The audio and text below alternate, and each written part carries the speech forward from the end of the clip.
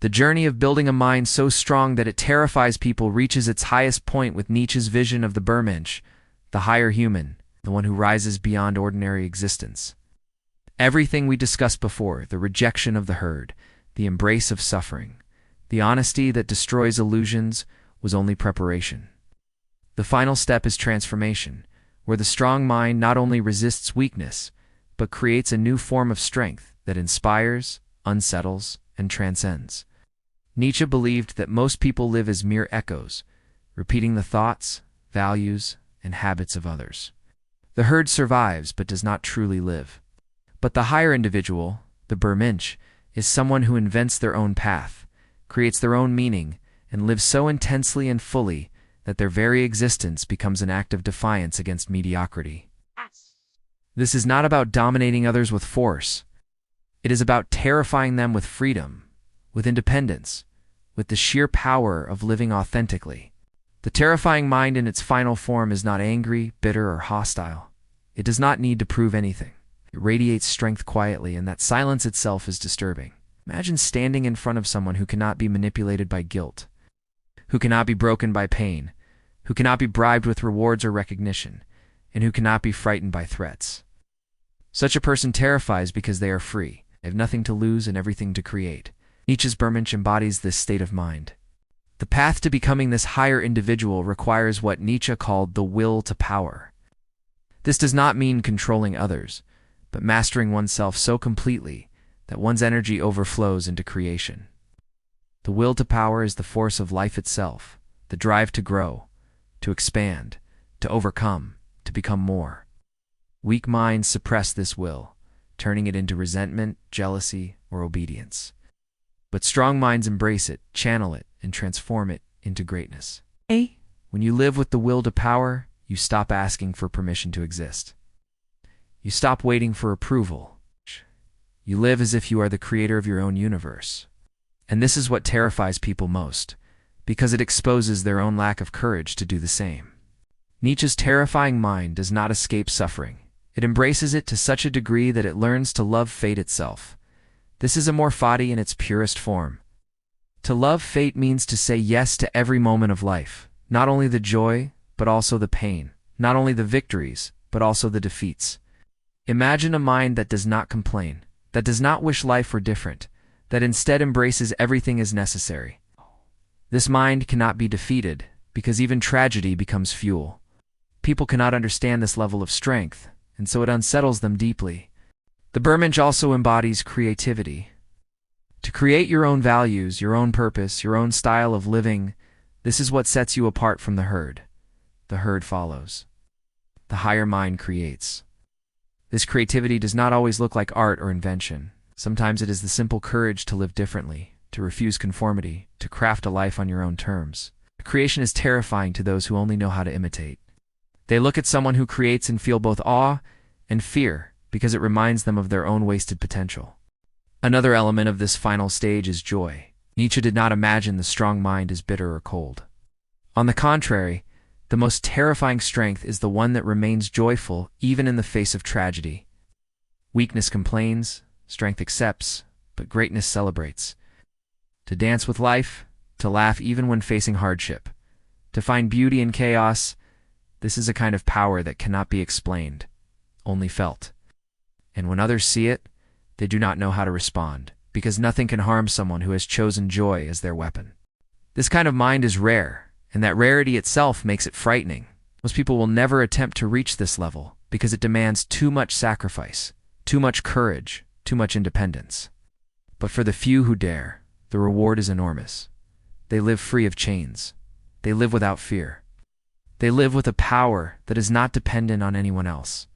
And in doing so, they become forces of nature, people who change the course of history, or at the very least, inspire everyone who comes close to them. Nietzsche himself lived and died alone, misunderstood in his lifetime, but his ideas outlived him. They spread, they challenged, they disturbed, and they inspired.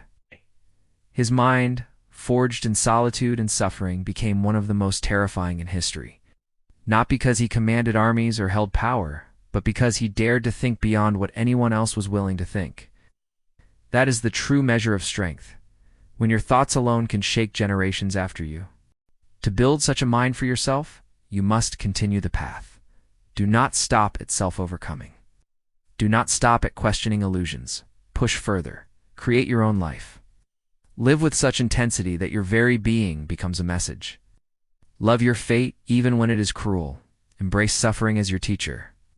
Seek joy in the midst of chaos. And above all, remain free from the herd, free from lies, free from fear. When you live this way, people will sense it. They may not understand you, but they will feel something. Some will admire you, others will fear you, but no one will ignore you. Because a mind that has reached this level cannot be hidden. It shines, it unsettles, it terrifies, and it inspires. It becomes proof that human beings are capable of something greater than mere survival.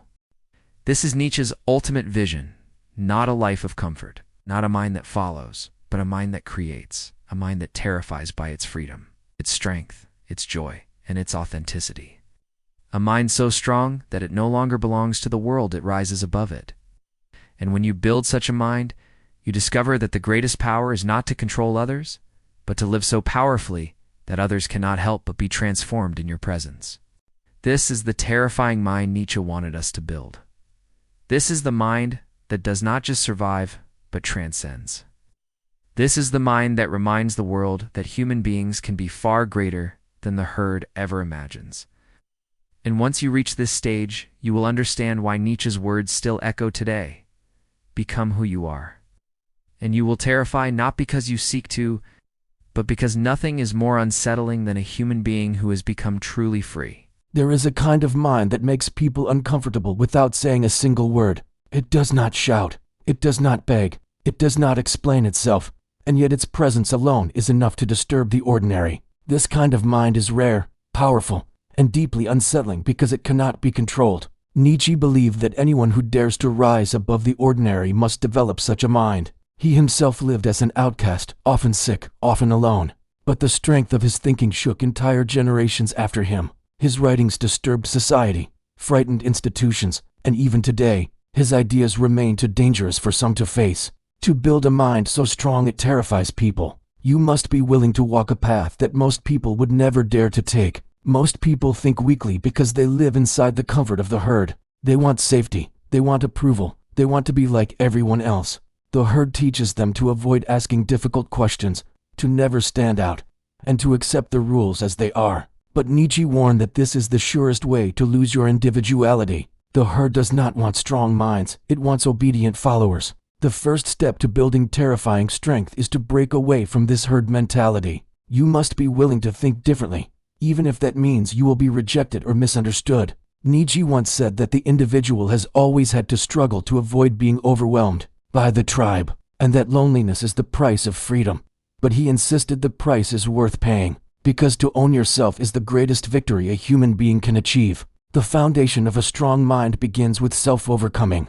Nietzsche believed the greatest enemy is not the world outside, but the weakness within. Every fear, every bad habit, every moment of laziness becomes a chain that keeps the mind small. If you do not master yourself, others will master you. If you cannot command yourself, the world will command you. That is why Nietzsche taught that self-overcoming is the highest path. Each day you must confront the part of yourself that wants to remain weak and defeated. This is not about competing with others, but about constantly becoming stronger than who you were yesterday. This path is painful, because growth is always painful. Nietzsche is famous for saying that what does not kill us makes us stronger. Pain, suffering, and failure are not enemies. They are the fire that forges the mind. Weak minds avoid discomfort, but by avoiding it, they stay fragile. Strong minds endure it, transform it, and rise because of it. Think of steel. Without fire, it remains soft. With fire, it becomes unbreakable. Nietzsche believed the same is true of human beings. He wrote that to live is to suffer,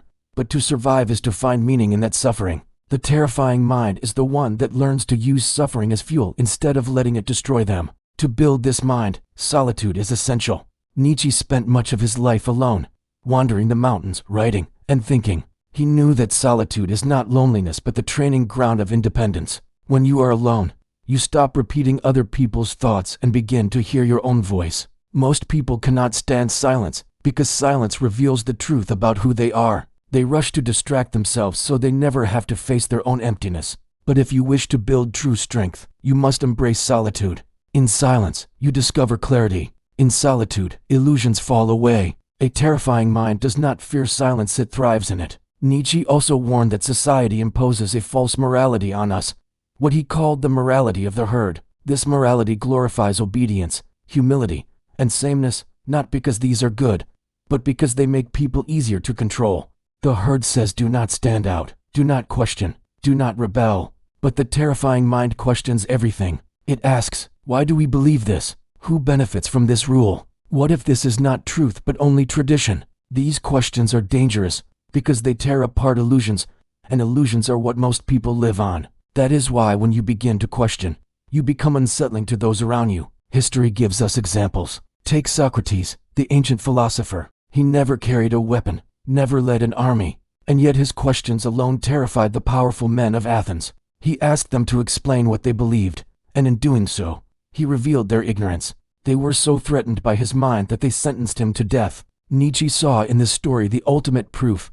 A powerful mind terrifies more than a sword. Weak minds crave simplicity and easy answers. But Nietzsche believed true strength is found in contradiction. Life is not simple, it is full of chaos. To build strength, you must accept that chaos and even embrace it. You must be able to hold opposites without breaking, to love life while accepting suffering, to find joy even in tragedy, to be soft yet ruthless at the same time. Nietzsche once wrote that one must have chaos within to give birth to a dancing star. The terrifying mind is not destroyed by chaos, but uses chaos as fuel for creativity and power. So how do we begin to build such a mind in practical terms? Each day, you must practice self-overcoming by defeating one small weakness. You must embrace suffering instead of running from it, and ask yourself how you can use it to grow. You must seek solitude, even if it feels uncomfortable at first, until you can clearly hear your own thoughts. You must question what society teaches you and refuse to accept values blindly. And you must train yourself to hold contradiction without collapsing, because reality is never as simple as the herd wants it to be. This path is not easy. It is not meant for everyone. That is why Nietzsche said that strength is rare, that the higher individual is rare, and that most people will not dare to walk this road. But for those who do, the reward is immense. They become unshakable. They become untouchable. They become the kind of mind that others cannot manipulate, cannot silence, and cannot control. This is the beginning of the terrifying mind, a mind that no longer belongs to the herd, a mind that has forged itself in suffering, sharpened itself in solitude, and freed itself from false morality. It is only the foundation, but even at this stage, the difference between a weak mind and a strong one becomes clear. One seeks comfort, the other seeks truth. One avoids pain, the other transforms pain. One fears being alone, the other thrives in solitude. And as this foundation grows stronger, something begins to happen. People notice. They feel unsettled, though they may not even know why. They sense that you are different, that you cannot be controlled, that you are not dependent on their approval. And this is when fear begins to rise, not in you, but in them. Because nothing terrifies the herd more than someone who does not need it. This is only the first step in building a mind so strong it terrifies people. Nietzsche shows us the foundation, but the journey does not end here. Once the foundation is set, the next step is to face reality itself with brutal honesty, to strip away all illusions, and to see the world as it truly is. That is what we will explore in the next part. The journey to build a mind so strong it terrifies people does not stop with self-overcoming, suffering, or solitude. Those are only the foundations. Once you step away from the herd, once you begin to sharpen yourself in silence, and once you learn to transform pain into strength, the real challenge begins. The next step is to face reality itself without illusions, without comforting lies, and without the stories society uses to soften the truth. Nietzsche believed that most people live inside a cage of illusions. They believe in values that have been handed down without question. They hold on to myths that give them comfort but rob them of strength. They prefer lies that make life easy instead of truths that make them strong. But a terrifying mind cannot afford these illusions. A terrifying mind is one that dares to see the world as it really is. Nietzsche once declared that God is dead. Many misunderstood him. He was not celebrating the death of faith, but announcing that the illusions society had relied on were collapsing. The old rules, the old beliefs, the old morality were no longer strong enough to hold modern humanity together. For Nietzsche, this collapse was both terrifying and liberating. It meant the comforting illusions were gone, and now the individual had to face existence without a safety net. Most people cannot handle this. They cling desperately to whatever lie will keep them calm. But the terrifying mind stands firm. It accepts reality in its rawest form, even if it hurts, even if it destroys comfort, even if it means standing completely alone. This honesty is frightening to others. People do not want to be around someone who refuses to lie, because their illusions keep them comfortable. If you expose those illusions, they feel threatened. They may hate you, attack you, or distance themselves from you. Nietzsche believed this was a necessary price for strength. To be honest is to be dangerous. To see what others cannot see is to become untouchable. The terrifying mind does not chase approval. Nietzsche warned that seeking validation is the surest way to remain weak. The herd rewards those who play by its rules, who repeat the same safe ideas, who seek applause instead of truth. But a strong mind would rather stand alone in silence than stand in the crowd with false praise. This independence is what terrifies people most. Imagine a person who does not need your approval, your recognition, or your validation. Imagine a person who is not controlled by rejection or praise. Such a person cannot be manipulated, and that makes them powerful beyond measure. Nietzsche also taught the importance of creating one's own values. Once the old illusions collapse, what remains? The herd waits for someone else to tell them what to believe, but the strong mind does not wait. It creates. It decides what matters, sets its own standard for good and evil, for meaning and purpose. This act of creation is terrifying because it breaks the old order. It refuses to accept what is handed down blindly. It invents a new path. Most people fear those who create their own rules because it reminds them of their own cowardice. To build a terrifying mind, you must also embrace the tragic side of life. Nietzsche believed that existence is filled with chaos, pain, and death. But instead of running from these truths, he demanded that we face them directly. He offered the concept of amor fati, the love of fate. This means not just accepting life as it is, but loving it completely, even the suffering, even the loss, even the tragedy. Weak minds collapse when tragedy comes. Strong minds embrace it as part of existence. And this acceptance is terrifying because nothing can break a person who has already said yes to everything life brings. History again gives us examples. Think of great innovators, leaders, and creators who challenged the world's illusions. They were not loved at first. They were feared, hated, resisted. But their strength came from their refusal to submit to lies. They stood with truth, even when it cost them everything. Nietzsche admired those who lived this way because their minds reshaped the world. The terrifying mind also learns how to remain silent when others are desperate to speak. Nietzsche often warned that words can be traps. The herd talks endlessly, repeating what others say, filling the air with noise. But the strong mind does not need to prove itself with words. Silence itself becomes its weapon. People sense the strength of someone who does not waste energy on constant explanation. They sense independence, and it unsettles them. Another essential trait is resilience against insult and attack. The weak are controlled by what others say about them. They are shattered by criticism and lifted only by praise. But Nietzsche believed that strength is measured by how little the opinions of others affect you. The terrifying mind cannot be wounded by gossip or insult because it knows that truth is independent of public opinion. This resilience is not arrogance, it is freedom. Nothing frightens people more than someone who cannot be controlled through approval or shame. The path Nietzsche describes is not easy, it is demanding. It requires giving up illusions, walking alone, facing pain, and questioning everything. But the result is a mind that cannot be broken. It becomes so free, so independent, so rooted in reality that others instinctively fear it. They may call it dangerous, they may call it arrogant, they may call it mad, but deep down, they know it is something they cannot control. At this stage, you begin to understand why Nietzsche's own mind was considered dangerous. He did not follow the rules of society. He did not repeat safe beliefs. He faced reality with brutal honesty and demanded that others do the same. That is why his writings were misused, misrepresented, and sometimes even feared. His strength was in seeing what others refused to see. To build such a mind for yourself, you must be willing to pay the price. You must accept the loneliness, the misunderstanding, the resistance of others. You must live in truth, even when it isolates you. You must love fate, even when it hurts. And you must never depend on the herd for your sense of worth. This is the second step toward building a terrifying mind, radical honesty, independence, and the courage to create your own values. Once you walk this path, the world will see you differently. Some will admire you, many will reject you, but all will feel your strength, because a person who cannot be deceived, who cannot be controlled, and who cannot be broken by suffering is someone the herd instinctively fears. And yet, Nietzsche's journey does not end here. There is still a higher step, a greater vision, a mind even more powerful than the one who rejects illusions. In the next part, we will enter Nietzsche's ultimate creation, the idea of the Übermensch, the higher human, the one who embodies everything we have discussed and rises even further. This is the final stage of building a mind so strong that it does not just terrify, it transforms everything it touches.